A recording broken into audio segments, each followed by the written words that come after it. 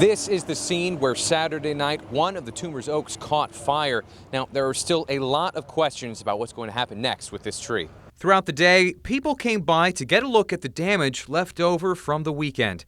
There's even a makeshift memorial in front of the burned tree.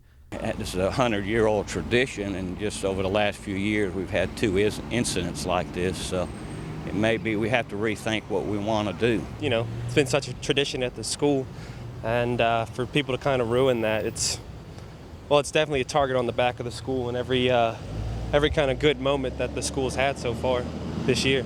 29-year-old Jochen Wiest was arrested for setting the tree ablaze on Saturday. He had his first appearance in court Monday. Currently, there's a $500 bond, and he is not allowed to leave the state. As to the future of the tree, horticulture professor Gary Keever says only time will tell. All of the foliage on the tree is essentially brown, yellowed brown, and we're probably going to lose it in the next 7 to 10 days.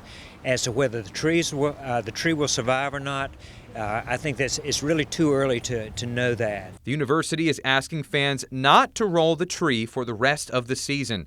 Keever says we'll probably have to wait until new growth returns in spring to know just how bad the damage actually is. And believe it or not, this is not the first time someone has set a tree on fire in Auburn after a home victory. If you think back in 2012, after the Alabama A&M game, the paper was lit on fire. If you go back to one of the probably about 3 years before that UGA game, and the paper here that was in the College Street tree was lit on fire. So that's not new. It's detrimental to the trees.